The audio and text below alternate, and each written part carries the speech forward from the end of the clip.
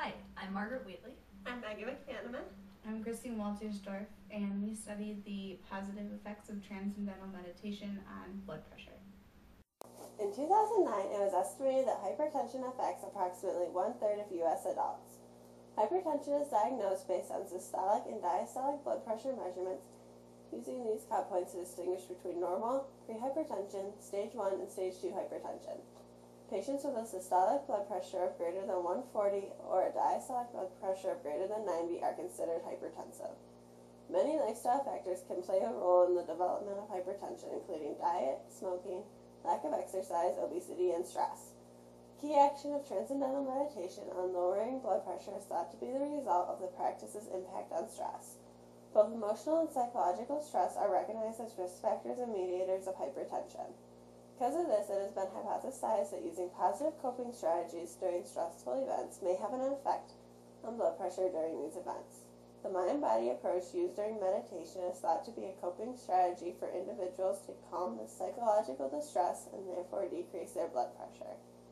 Reports by the National Heart, Lung, and Blood Institute demonstrate the benefits of pharmaceutical anti-hypertension therapies in previous clinical trials, including a 35 to 40% reduced incidence of stroke, a 20 to 25% reduced incidence of myocardial infarctions, and a 50% decrease in the prevalence of heart failure. These studies were done using medicines including diuretics, ACE inhibitors, and angiotensin antagonists. There is also evidence to support that nutritional changes, such as a reduced sodium or more heart-healthy diet, as well as increased physical activity, can decrease blood pressure.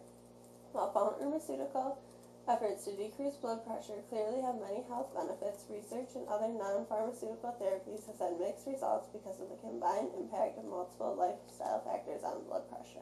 History of meditation. The earliest records of meditation may be found in the Indian scriptures, also known as tantras.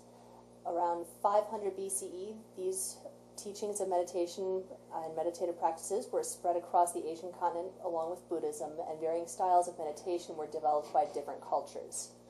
Meditation first became popular in the United States in the 20th century, along with yoga, as the possible health benefits of both of these practices became known. These types of meditation include transcendental meditation, which is one of the most widely known forms of meditation in the United States. It was first popularized in the U.S. by Maharishi Mahesh Yogi in the 1960s. He was the yogi that catered to the Beatles. And the other types of meditation that are well known in the U.S. are Zen meditation, which is used by Zen Buddhists, chakra meditation, which is popular with yoga enthusiasts, and Tritaka meditation, which is used by several different types of Eastern religions as well as certain sects of Christianity. The first study that we looked at was a 2009 study by Nietzsche and colleagues published in the American Journal of Hypertension, entitled A Randomized Controlled Trial on Effects of the Transcendental Meditation Program on Blood Pressure, Psychological Distress, and Coping in Young Adults. This study was a randomized controlled trial of 298 non-hypertensive college students, in which the participants were randomly assigned to a group following a transcendental meditation program or a group of wait-listed controls. Researchers recruited a diverse group of 60% female and 40% males from a variety of ethnic backgrounds. The Transcendental Meditation Group was taught by certified instructors in a 7-step course on how to practice Transcendental Meditation twice a day for 20 minutes. Measurements were taken at the beginning of the study to provide baseline data, and then again 3 months later. Due to the nature of the intervention, it was a single-blind study in which the researchers did not know which group each participant fell into. The researchers were primarily looking to see if there were any significant changes in blood pressure with the intervention. During data analysis, the participants were further divided into a general population and a hypertension risk subgroup. Subjects were included in the high-risk subgroup if they had one or more of the following risk factors for hypertension: systolic blood pressure of over 130, diastolic blood pressure of over 85, a family history of hypertension, or a body mass index over 25. The general population subgroup following transcendental meditation saw a decrease of 2.0 millimeters mercury in systolic blood pressure with a p-value of 0.15 and a decrease of 1.2 in diastolic with a p-value of 0.15. The normal control subgroup saw a 0.4 increase in systolic blood pressure with a p-value of 0.15 an increase of 0.5 in diastolic blood pressure with a p-value of 0.15. These small differences between pre- and post-intervention blood pressures were deemed insignificant by the researchers. They hypothesized that these relatively small net changes of less than 2.4 millimeters mercury systolic and 1.7 diastolic were possibly the result of the general population subgroup having relatively low blood pressures to begin with. The hypertension risk subgroup following transcendental meditation saw a decrease of 5.0 millimeters mercury in systolic blood pressure with a p-value of 0.014 and a decrease of 2.8 in diastolic measurements with a p-value of 0.028.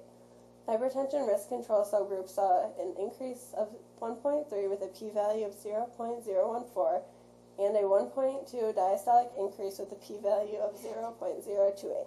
These changes between pre- and post-intervention blood pressures resulted in a net reduction of 6.3 systolic and 4.0 millimeters mercury diastolic and were deemed significant by the researchers.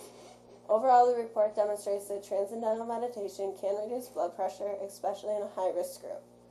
This report should be classified as an A- because while it is a randomized controlled trial, it was only short-term, 3 months in length, and while the participants were racially diverse, 30% of the pretest sample was not available to participate in the post-test, which greatly reduced the study's sample size. It is also important to consider that adherence was self-reported by participants, which could also skew the results.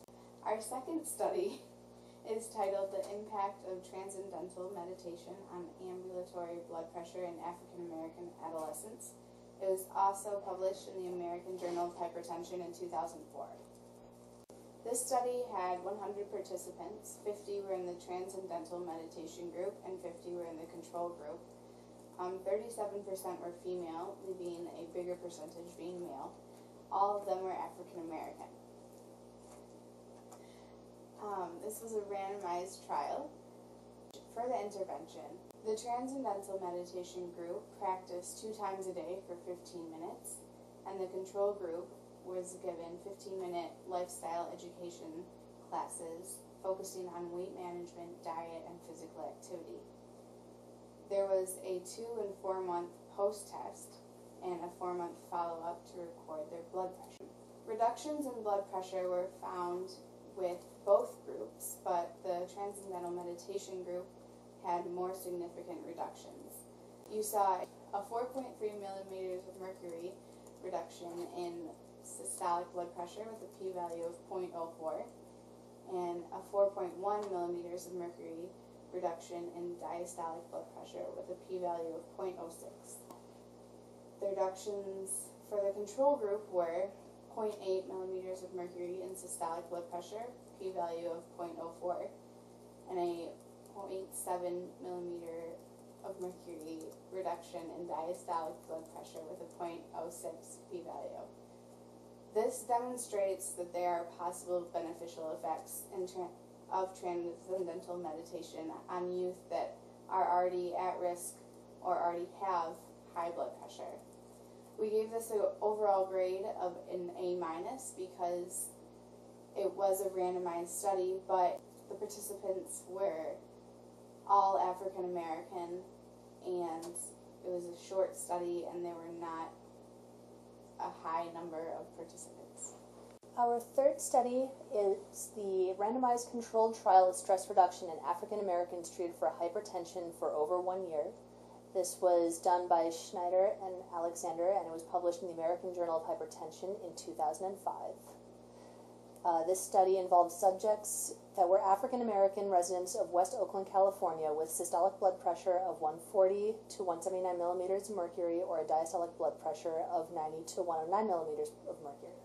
The average age of these subjects was 49, and the average blood pressure prior to beginning the study was 142/95. The subjects were randomly assigned by computer to 3 treatment groups: Transcendental Meditation, Progressive Muscle Relaxation, or the control, a general health education program, which acted as the control intervention. Progressive muscle relaxation is a relaxation technique where the subjects direct their attention to systematically tensing and relaxing various muscle groups throughout the body in order to achieve deep relaxation. And the health education program involved instructions on lifestyle modifications for hypertension in a group setting. While these participants did not receive specific instructions for stress reduction, the subjects learned about the importance of diet, exercise, and other factors in controlling their blood pressure. All groups were encouraged to practice their lessons twice per day for 20 minutes. In addition, the Transcendental Meditation and Progressive Muscle Relaxation groups received educational materials on cardiovascular health that were similar to materials given to the control group. All subjects were to follow their treatments for 12 months. Blood pressures were recorded at 3, 6, 9, and 12 months. Participants reported their adherence to their interventions to instructors in person or over the phone.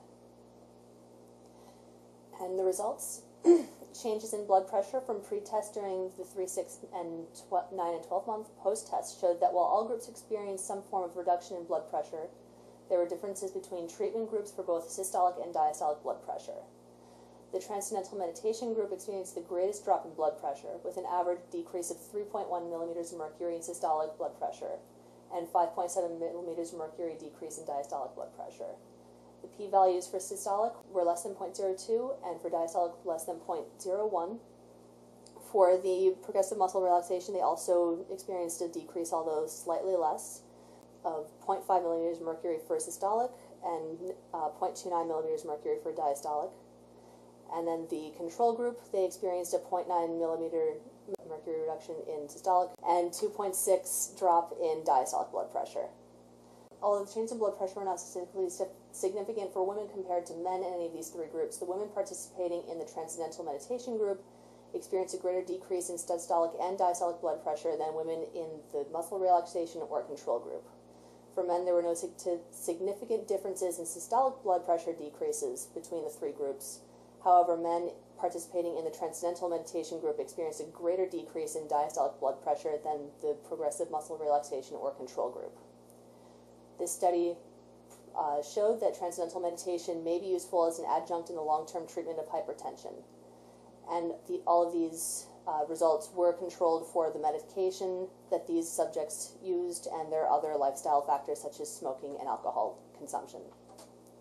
This study received an overall grade of A- because although this was a randomized control trial with considerations for non-specific factors, the limitations in geographical location and race of the participants reduces the generalizability of this study. The overall level of evidence for these studies was a 2, which is fair. We rated it this because there are good study designs in all three of these, and there are consistent findings across all three studies. But some of them had smaller sample sizes and insufficient trial lengths, and then 2 studies only used African American participants. Our public health recommendation would be, for treatment and/or prevention of high blood pressure, 15 to 30 minutes of transcendental meditation is recommended along with a healthy lifestyle and prescribed medications. Meditation alone may not be enough to treat high blood pressure. And here are our references.